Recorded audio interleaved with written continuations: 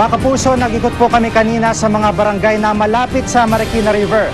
Baha pa po sa ilang lugar pero umuwi na po yung ilang mga residente at naglilinis na. Narito po ang aking report. Sa loob ng barangay ng Casa Marikina, naiwan pang bakas ng hanggang tuhod na baha roon sa nakalipas sa araw. Umabot sa kalsadang putik na nanggaling sa Marikina River. Karamihan sa mga taga rito, nagbalikan sa kanilang mga bahay ng tumilang ulan. Bagamat ayon kay Mang Manny, hindi rin naalis sa kanilang kaba, lalo pat sariwa pa sa kanilang alaala ang dinanas noon sa Bagyong Ondoy. Parang pag ganyang umulan, kinakabahan po kayo ba? Kabahan na po kami, lalo pag ganyang kahaba yung ulan, mga 3 araw na ulan na malakas.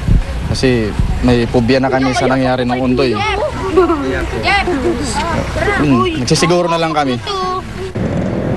Nasa 16.1 meters pa rin ang taas ng tubig sa Marikina River. Bumaba na kumpara sa mahigit 18 meters kagabi. Pero sa kabila nito'y lubog pa rin sa tubig mula sa umapaw na Marikina River ang mga kadikit na barangay ng Santo Niño, Balubad, Santa Elena, Kalumpang, IBC at Barangka.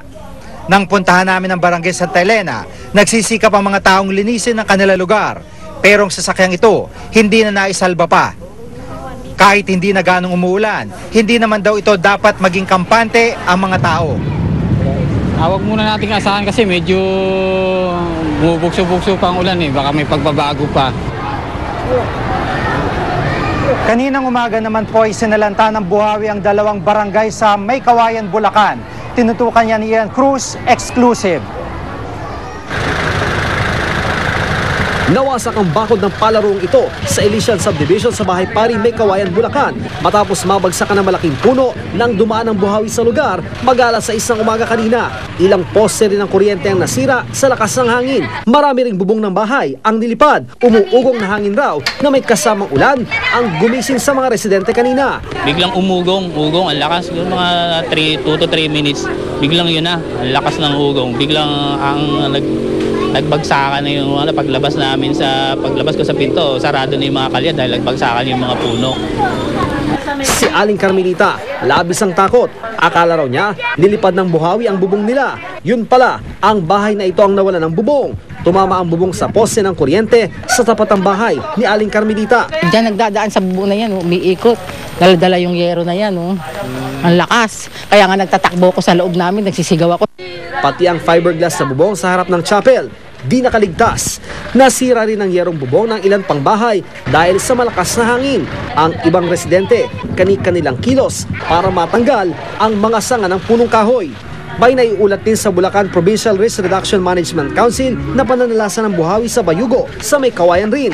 Nasa 17 bahay raw ang nasira. Wala naman italang sugatan.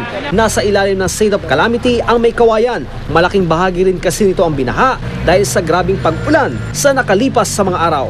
Ian Cruz, nakatutok, 24 oras. Mga kapuso, kahit wala na sa bansa ang Bagyong Falcon, ayon sa Pag-asa, patuloy pa rin magiging maulan ngayong weekend. Partikular na sa Northern at Central Luzon, kabilang ang Metro Manila. Patuloy raw kasi magdadala ng ulan ang hanging habagat. At ngayon pong masuit ang panahon, dapat po I am ready. 3 M po yan. Magplano, magsiguro, makibalita para I am ready. Susunod! Bahagi ng isang eskwelahan sa San Juan at isang commercial building malapit sa Malacanang nasunog sa gitna ng pag-ulan kanina.